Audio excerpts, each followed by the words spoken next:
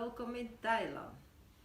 We gaan vandaag een heerlijke, geurige soep, helemaal vegan, de tomka. Eigenlijk heet het tomka gai, dat is met gai is met kip, maar we gaan gewoon met allemaal vegan producten. Het meeste wat wij gebruiken is de champignons en de strooppaddenstoel. Die zijn heel erg lekker en heel grappig van hoe het eruit ziet als je dan door midden snijdt. Ik zal je zo even laten zien. Zo zien ze eruit. Zo groeien ze eigenlijk aan de stro. En als je door midden snijdt, dan zie je pas aan de binnenkant een kleine paddenstoel.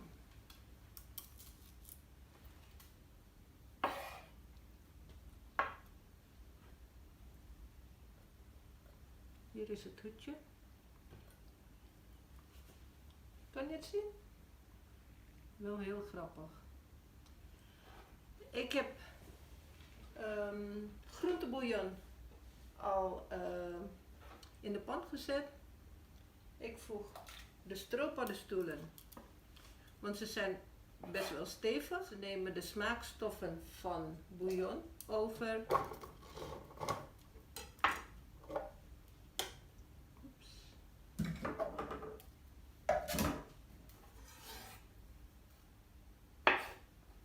Ik snij ze allemaal door midden hoor. En weet je wat lekker is? Ze geven een knapperige bite als je eet. Zo, dus weer wat nieuws geleerd.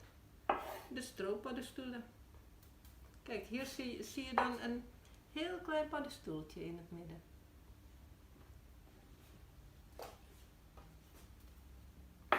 En wat we ook nog nodig hebben in deze heerlijke soep, geen knoflook, maar wel shallotjes. Van de shallot wat ik nu hier op mijn snijplank heb staan.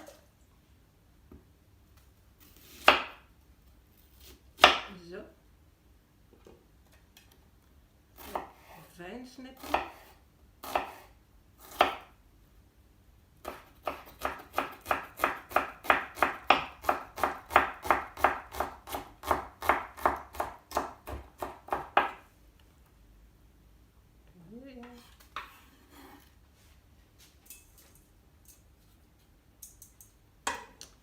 En wat we ook nodig hebben is citroengras. Ik ga de buitenste blaadjes weghalen.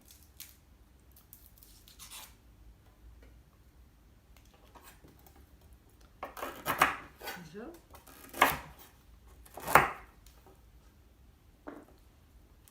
Dan kruis ik ze even in de pan.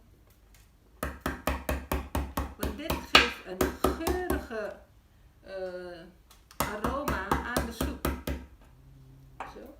Ik ga nu het vuur aanzetten. En wat we ook nodig hebben is een paar schijfjes van galanga of laos. Dit is verse laos. Kijk, zo groeit die onder de grond.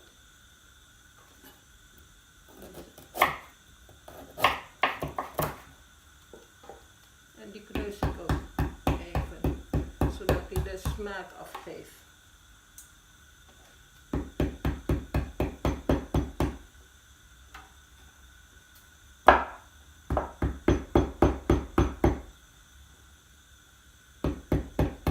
Ja.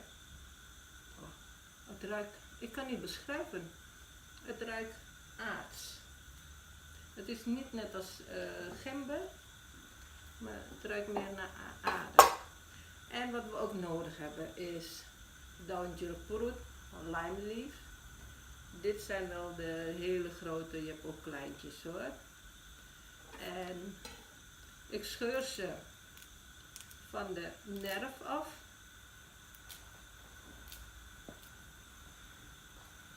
Of snij ze. Dus de nerf is gewoon de harde stuk van het blad. Die gebruiken we niet.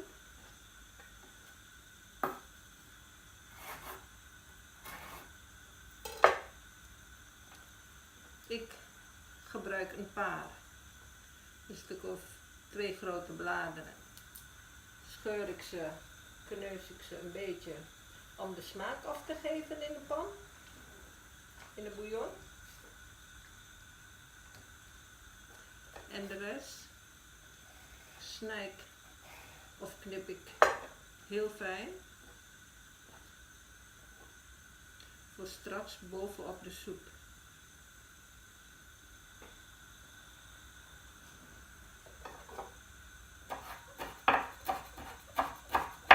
Hele fijne snippers.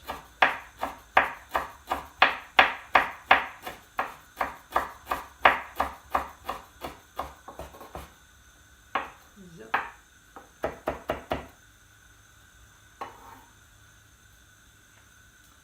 En de rode peper.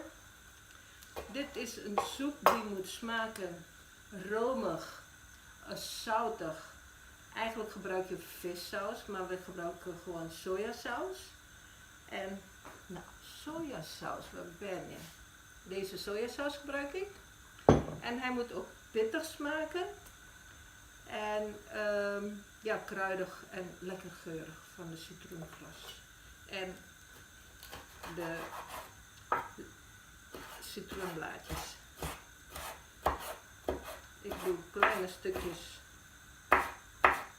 In dit geval met pitjes. Maar als je niet van pittig houdt, kan je de pitjes of de zaadlijsten eruit halen. Die laat ik dan nog even trekken.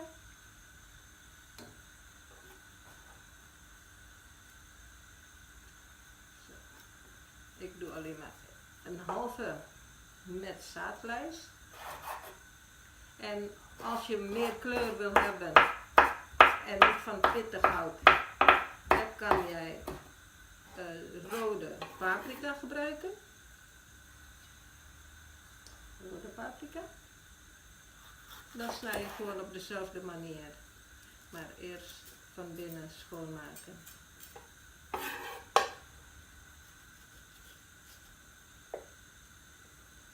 En dan snij je in stukjes. Dan is het gewoon voor het oog ook heel mooi, maar je hoeft niet pittig te hebben. Ja.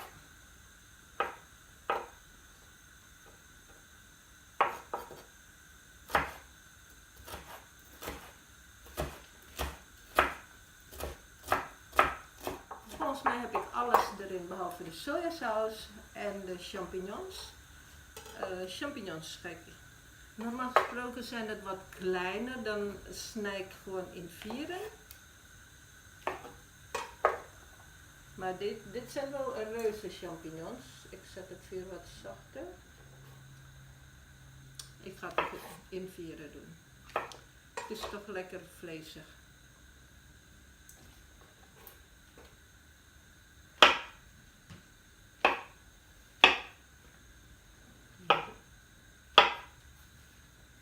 Lekker goed gevulde soep.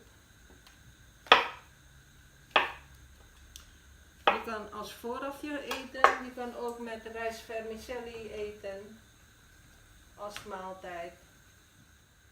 En wat we nog nodig hebben is de sojasaus.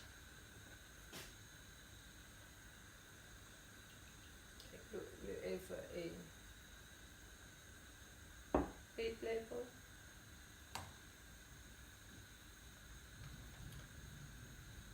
En als laatste straks voeg ik de kokosmelk toe.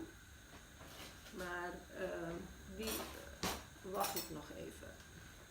Daar wacht ik nog even op.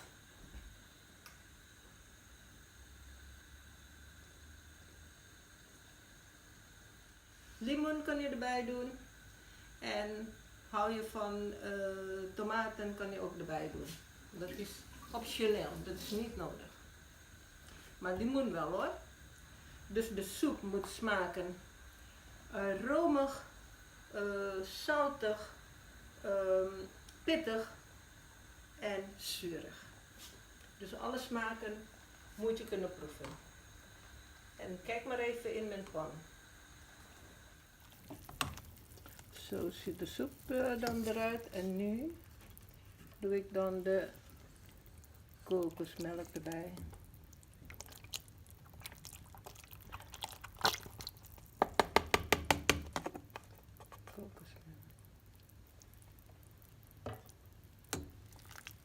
Nu begint die romig te worden. En als alle smaken vertegenwoordigd is en het smaakt gewoon zoals je lekker vindt, dan kan je straks garneren met koriander en lenteuitjes. En natuurlijk de limoenblaadjes.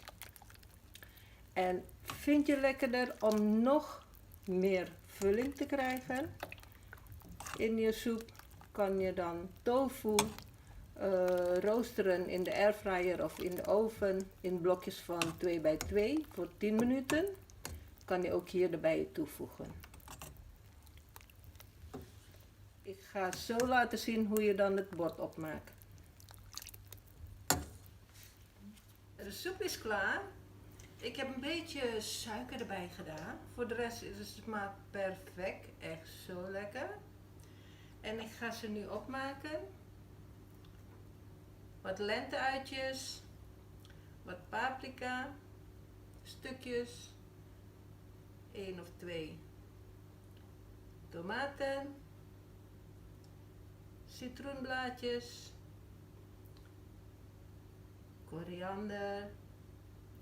Alleen voor de liefhebbers. En limoensap.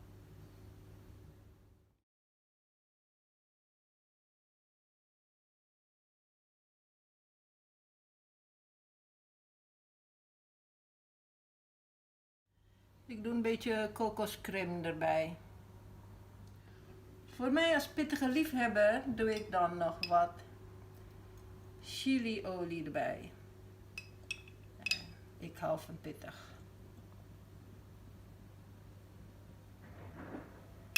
Zo.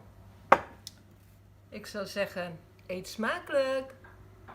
Probeer eens.